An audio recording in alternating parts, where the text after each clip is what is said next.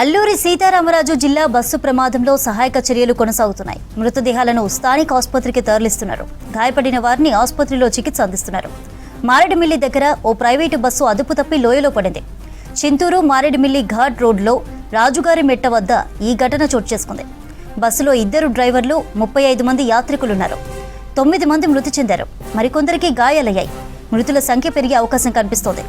భద్రాచలం దర్శనం పూర్తి చేసుకుని అన్నవరం వెళ్తుండగా ఈ ప్రమాదం జరిగినట్లు తెలుస్తోంది. బస్సులోని ప్రయాణికులను చిత్తూరు జిల్లాకు చెందిన వారిగా గుర్తించారు. ఘటనా స్థలంలో సహాయక చర్యలు కొనసాగుతున్నాయి. మృతుల సంఖ్య మరింత పెరిగే అవకాశం ఉంది. అల్లూరి సీతారామరాజు జిల్లాలో జరిగిన రోడ్డు ప్రమాదంపై సీఎం చంద్రబాబు దిగ్భ్రాంతి వ్యక్తం చేశారు. బస్సు లోయలో పడి యాత్రికులు మృతి చెందడం బాధాకరమన్నారు. గాయపడిన వారిని చింతూరు ఆసుపత్రికి తరలించినట్లు అధికారులు ఆయనకు తెలిపారు. ఉన్నతాధికారులు తక్షణమే ఘటనా స్థలికి వెళ్లి సహాయక చర్యలు చేపట్టాలని సీఎం ఆదేశించారు. అన్ని శాఖలు సమన్వయంతో బాధితులకు మెరుగైన వైద్యం అందించాలన్నారు.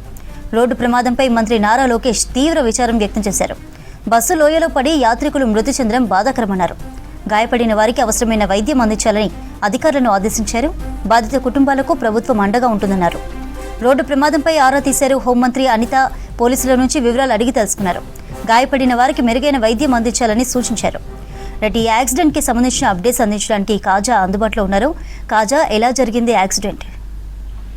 చంద్రిక, మారేడుమిల్లి చింతూరు ఘాట్ రోడ్ ప్రాంతంలో వరుస ప్రమాదాలు ప్రజలను ఆందోళనకు గురి చేస్తాయని చెప్పుకోవచ్చు. అయితే ఈ రోజు తెల్లవారు జరిగిన ఈ ప్రమాదం ఆ ఘాట్ రోడ్ లో తీవ్రమైన మలుపులు ఉండడం, అదేవిధంగా పైన ప్రయాణిస్తున్న బస్సు ఒక్కసారిగా కింద ఉన్నటువంటి రోడ్డు మీద ఒకసారి పడడంతో కూడా బస్సులో 38 మంది ప్రయాణికులు ఉండడంతో భారీ ప్రమాదం చోటు చేసుకుంది. అయితే ప్రమాదం జరిగిన ప్రాంతంలో 9 మంది అక్కడికక్కడే చనిపోవడం జరిగింది. వాళ్ళు 5 మంది మహిళలు, 4 పురుషులు ఉన్నారని చెప్తున్నారు. వీరంతా కూడా చిత్తూరు జిల్లాకు చెందిన వాసులు కూడా చెప్పడం జరుగుతుంది. అయితే ఘాట్ రోడ్ ఏదైతే ఉందో ఈ ఘాట్ రోడ్కు సంబంధించి బస్సు ప్రయాణించేటప్పుడు అక్కడ ఉన్నటువంటి 2 డ్రైవర్లు, అంటే ఆ ఘాట్ రోడ్ లో రోజు ఆ బస్సు డ్రైవర్లుగా ఉన్నటువంటి వ్యక్తులా, లేకుంటే ఈ రోజు కొత్తగా అంటే డ్యూటీ కొన్ని సందర్భాల్లో బస్ డ్రైవర్లు సెలవులు పెట్టిన సందర్భాల్లో కూడా కొత్త డ్రైవర్లు నియమించడం జరుగుతుంది. అయితే ఘాట్ రోడ్డు ఎలా ఉంది అనే విషయాన్ని కూడా పాత రెగ్యులర్ గా వచ్చే డ్రైవర్లకు అయితే కొంత అవగాహన ఉంటుంది, ఇబ్బంది కలిగే వాతావరణం కూడా ఉండదని చెప్పుకోవచ్చు. అయినప్పటికీ ఈ ఘాట్ రోడ్ లో చాలా ప్రమాదాలు జరిగాయి.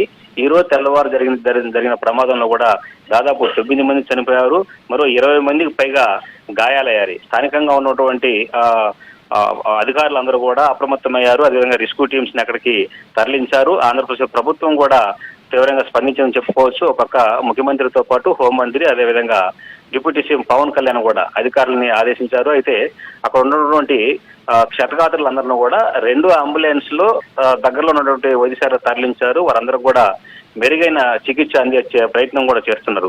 అయితే వారిలో కూడా కొంతమందికి సీరియస్ గా ఉందని చెప్తున్నారు. అయితే వీరిలో అంటే మరింత మంది కూడా మృతుల సంఖ్య పెరిగే అవకాశం ఉంది అని కూడా చెప్పడం జరుగుతుంది. ఎందుకంటే ప్రమాదంలో గాయపడిన వారికి ఎక్కువ మంది కూడా తలకు బలమైన గాయాలైనాయని చెప్పేసి కూడా చెప్తున్నారు. ఆ తలకి గాయాలైన వాళ్ళ పరిస్థితి కూడా విషమంగా ఉందని చెప్తున్నారు. అయితే ఈ రోజు జరిగినటువంటి ప్రమాదం విషయంలో మాత్రం బస్సు డ్రైవరు నిద్రమత్తులో ఉన్నారా, లేకుంటే ఘాటు మలుపు తిప్పడంలో ఇబ్బంది జరిగిందా అనే విషయం కూడా తెలియాల్సి ఉంది. అయితే ప్రస్తుతం క్షతగాత్రులందరినీ కూడా వైద్యశాలకు తరలించి మరోపక్క మృతులు కుటుంబాలందరూ కూడా పూర్తి స్థాయిలో కూడా వివరాలు సేకరించి కుటుంబ సభ్యులు కూడా తెలిపే ప్రయత్నం చేస్తున్నారు. అయితే ఇంకా 1 గంట సేపు 2 గంటల సేపు సమయంలో కూడా అక్కడ ఉన్న మృతదేహాలన్నింటినీ కూడా స్థానికంగా ఉన్నట్టు వైద్యశాలకు తరలించి పోస్ట్ మార్టం నిర్వహించే ప్రయత్నాలు కూడా జరుగుతున్నాయి. అయితే మృతుల కుటుంబాలకు సంబంధించి వివరాలు పూర్తిగా సేకరించి బంధువులను కూడా అక్కడికి రప్పించే ప్రయత్నం చేస్తున్నారు. ఇంకా క్షతగాత్రులకి వైద్య సేవలు అయితే కొనసాగే పరిస్థితి కొనసాగుతుంది.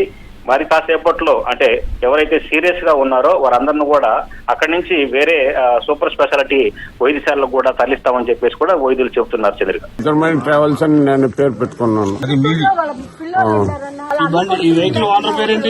ఏవి రామ్మూర్తి, చిత్తూరులో ఉంటారు సార్. శ్రీకూర్మ అయినాక సింహాచలం దేవాలయం తీసుకున్నాం సార్. చూసుకొని ఆరకపోయినాము.